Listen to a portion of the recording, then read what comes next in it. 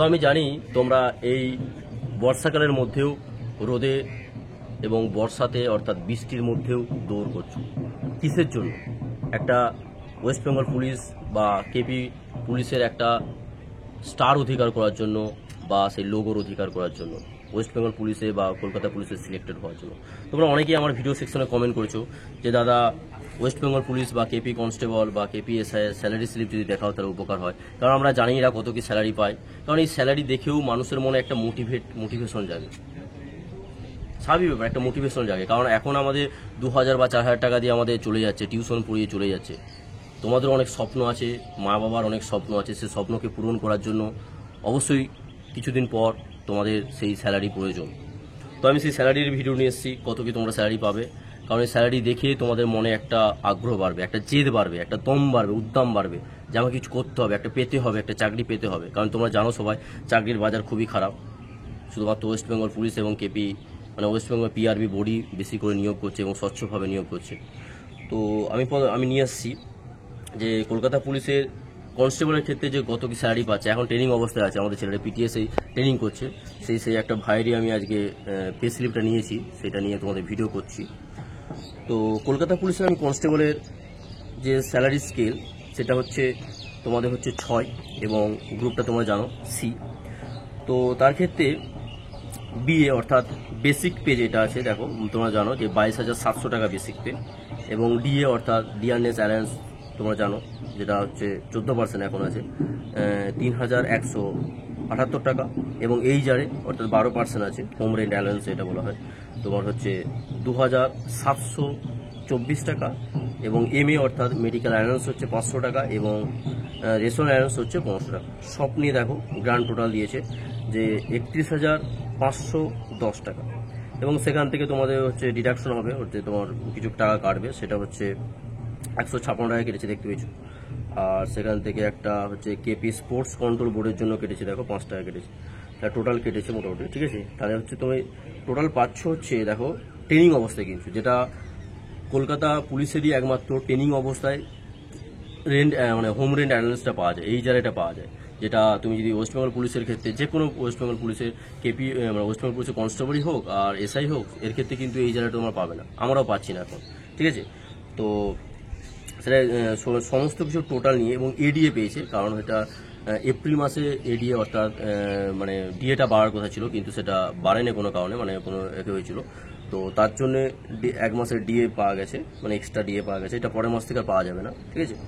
তো সমস্ত কিছু টোটাল নিয়ে দেখো 31,349 টাকা হচ্ছে, ঠিক। আর সেখান থেকে যদি তুমি এডিএটা বাদ দিয়ে দাও, মানে এরিয়ার ডিয়ারনেস অ্যালায়েন্স এটা আগে ডিউ ছিল বলে এটা দিয়েছে, তো এটা যদি বাদ দাও, মানে আর যদি 5 টাকা ওখানে বাদ দাও, তাহলে 913 টাকা যদি ওখান থেকে বাদ দাও, 31,349 টাকা থেকে 900 যদি 13 বাদ দাও, তাহলে হচ্ছে তোমার 30,436 টাকা। বুঝতে পারছো কত টাকা? 30,436 টাকা একটা কনস্টেবল ওয়েস্ট বেঙ্গল কে তোমার হচ্ছে কেপি কনস্টেবল ট্রেনিং অবস্থায় এত টাকা পাচ্ছে। কিন্তু তুমি যদি এটা দেখো যদি ওয়েস্ট বেঙ্গল পুলিশের ক্ষেত্রে দেখো, তাহলে এর থেকে প্রায় তোমার হচ্ছে 3,000-এর মতো কম টাকা পাবে, 3,178 টাকার মতো কম পাবে। কারণ তাদের হচ্ছে 2,724 টাকার মতো কম পাবে, এই জায়গাটা তারা পাচ্ছে না। বুঝতে পারছো? তাহলে তো মোটামুটি 30,000 টাকার মতো স্যালারি পাবে। তুমি তোমার স্বপ্নকে পূরণ করতে পারবে, তুমি তোমার যে স্বপ্ন রয়েছে, যে আকাঙ্ক্ষা রয়েছে, যে তোমাদের যে বাবা মায়ের যে স্বপ্ন রয়েছে, সেই স্বপ্নগুলো তোমরা পূরণ করতে পারবে।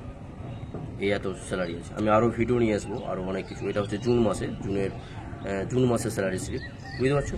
এবং এই আমাদের যারা ট্রেনিং করছে, জুলাই থেকে তোমাদের ইনক্রিমেন্ট বাড়বে, আমাদের 3% ইনক্রিমেন্ট বাড়বে। তো বুঝতেই পারছো সেই সমস্ত, ঠিক আছে। তো তোমরা সবাই স্যালারি স্লিপটা দেখলে এটাই তোমাদের মোটিভেশন হিসেবে নাও, ঠিক আছে।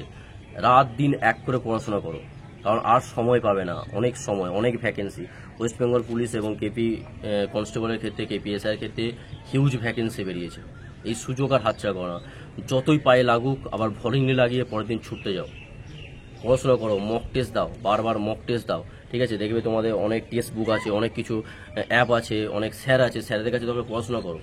এই সুযোগটা আর হাতছাড়া করো না। টিউশন দরকার নাও, কোচিং নাও, ঠিক আছে, কিন্তু এই সুযোগটা হাতছাড়া করো না। বারবার পড়ো, এমসিকিউ প্র্যাকটিস করো, মাঠ প্র্যাকটিস করো, তোমার হচ্ছে WSS ম্যানুয়াল বা যে জিকে যে আছে সেগুলো প্র্যাকটিস করো, ঠিক আছে। সুবিধার সাথে ম্যাথ বই আছে, এই সমস্ত ম্যাথগুলো জিআই প্র্যাকটিস করো, ছাড়ো না, লাস্ট লড়াইটা লড়ে যাও।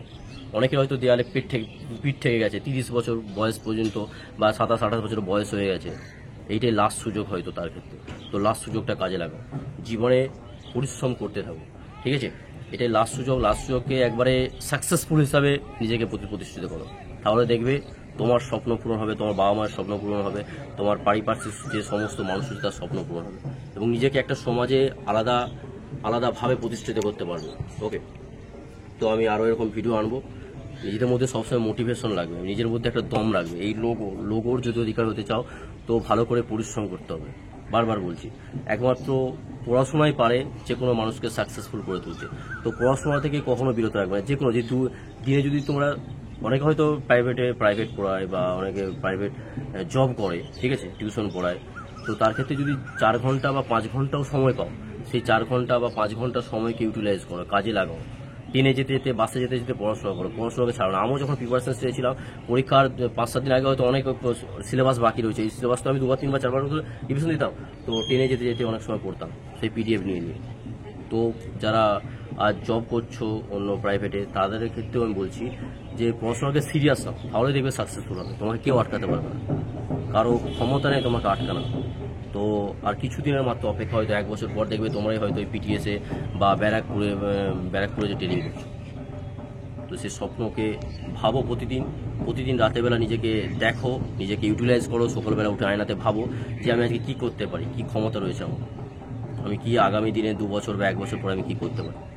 ওকে, অসংখ্য ধন্যবাদ। আমি আবার নেক্সট ভিডিও আনছি কি। ওকে।